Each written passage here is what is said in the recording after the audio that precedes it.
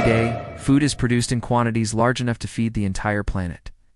And yet every day, millions go hungry. This is usually explained as a problem of poverty, corruption, war, or logistics. But here's the unsettling mystery. What if hunger isn't caused by a lack of food, but by numbers on a ledger?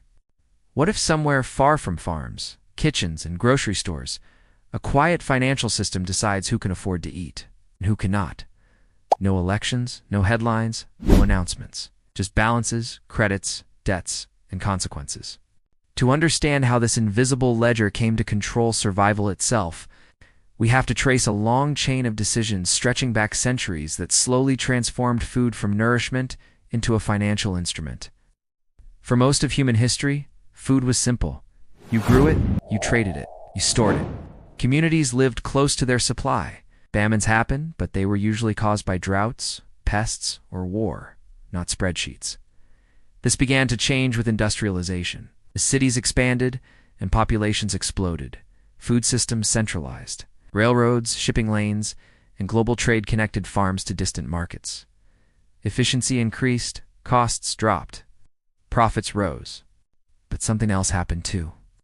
Food stopped being local and became global.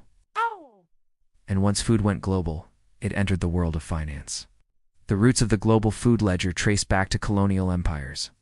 European powers didn't just conquer land, they reorganized agriculture. Colonies were forced to grow export crops, sugar, cotton, wheat, coffee.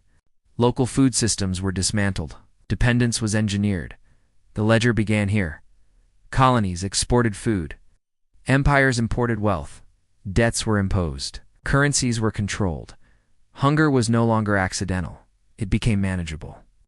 As long as the numbers worked for the empire, the system was considered successful, even if people starved.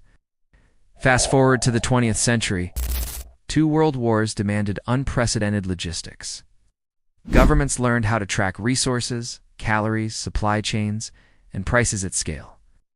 After the wars, these systems didn't disappear. They evolved. International institutions emerged. Development banks, trade organizations, monetary funds. Their missions sounded noble. Stability, growth, efficiency. But their tools were financial. Loans, conditions, structural adjustments. Countries in need of food were offered money, not food, and told to buy from global markets. Local agriculture declined, imports increased, debts grew. Food security was no longer measured by harvests, but by access to credit, and the ledger grew thicker. Here's the key shift most people never see. Food is priced globally, but incomes are local. Grain prices don't care where you live. They're influenced by futures, markets, energy costs, currency strength, and speculation. If your currency weakens, food becomes expensive overnight, even if it's grown nearby. If interest rates rise, governments cut subsidies. If subsidies vanish, prices jump. The ledger doesn't record hunger, it records risk. And risk is transferred downward from banks to governments, from governments to markets, from markets to people. The breaking points came in waves. In the 1970s, global inflation and oil shocks caused food prices to spike. Countries dependent on imports collapsed into debt crises. In the 2000s, financial deregulation allowed massive speculation in food commodities. Grain became a betting chip. Prices rose not because of shortages, but because investors anticipated profit. Then came the modern era. Pandemics disrupted supply chains, conflicts restricted exports, central banks printed trillions, inflation surged. Suddenly, food prices rose everywhere, even where crops were abundant. The ledger didn't care why, only that the numbers changed. When food prices rise, the effects are immediate and unequal. For wealthy nations, it's an inconvenience. For poor nations, it's a crisis. For the poorest households, it's survival. Families reduce meals, children suffer malnutrition, social unrest spreads. And yet, global agribusiness profits often increase during these periods, because the ledger rewards scarcity, volatility, and leverage. Those closest to the financial system are insulated. Those farthest from it feel the full force. On the surface, it looks like markets at work. But look closer. Many countries don't choose what crops to grow. they follow trade incentives. They don't choose their currency's strength, shaped by global capital flows. They don't choose interest rates freely.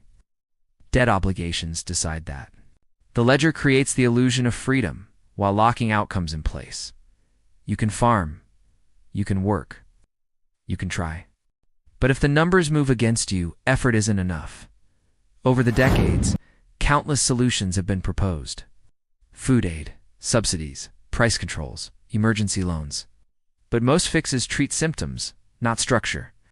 Food aid can destroy local markets. Subsidies strain budgets. Loans deepen dependency. Very few challenge the core issue. A system where access to food depends on financial alignment, not human need.